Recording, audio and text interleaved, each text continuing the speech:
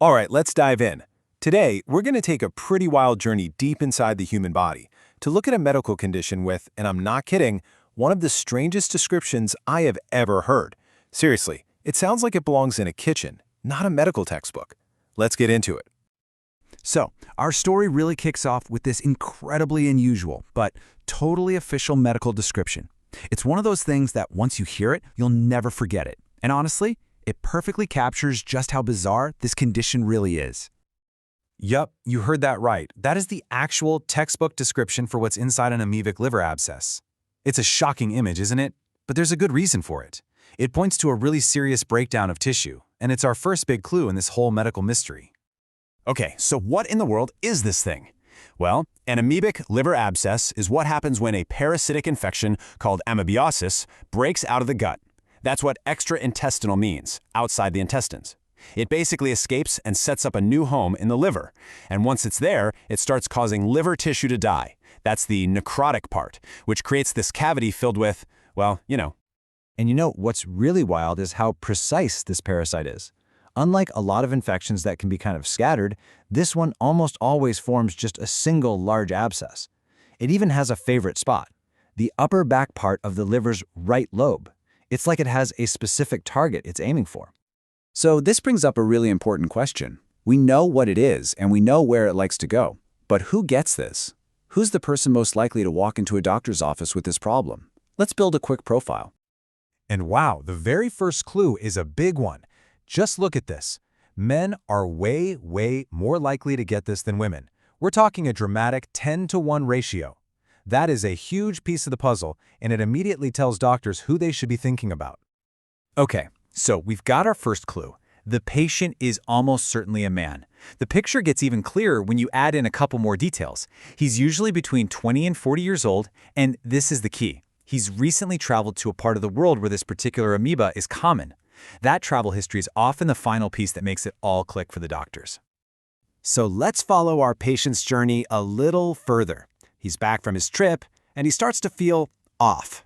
What are the warning signs that he and his doctor really need to be on the lookout for? At first, the symptoms are kind of what you'd expect from any nasty infection. A fever, chills, not really wanting to eat anything. But the real giveaway, the big localizing sign, is that pain. A deep, aching pain in the upper right side of his belly, right over the liver. Now, here's where things get tricky, and this is a big reason why the diagnosis can be missed. Since the whole infection starts in the colon, you'd think the patient would have stomach problems, like diarrhea, right? But nope, that's actually pretty rare. The gut part of the infection could have been weeks or months ago, so it's a total red herring. And the body can send out other stranger signals too. If the abscess gets really big, it might press on the bile ducts and cause jaundice. That's when your skin and eyes turn yellow. Or if it starts irritating the diaphragm, the muscle right below your lungs, you might feel a sharp pain in your chest or, weirdly enough, in your right shoulder. It's a classic case of referred pain. The brain basically gets its wires crossed because the nerves from the diaphragm and the shoulder are linked.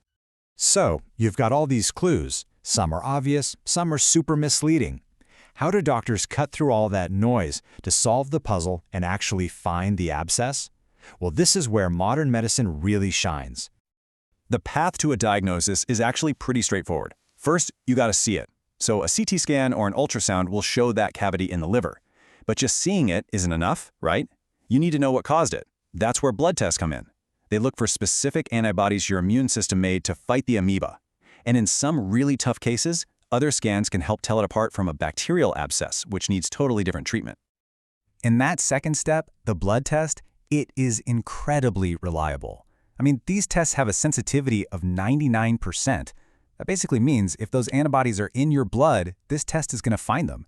It gives doctors a massive confidence boost in their diagnosis. Okay, so the diagnosis is confirmed. Our patient knows exactly what's wrong. Now for the most important part of the journey. How do we fix it and get him back on his feet? Well, here's the really great news. The treatment is fantastic. There's a medication called metronidazole, and it is the go-to drug for this. And get this, it cures more than 90% of patients. For most people, that's it. A course of these pills is all it takes to wipe out the infection. So that high success rate makes you wonder, right? If the pills work so well, why would a doctor ever think about doing something more invasive, like draining the abscess with a big needle?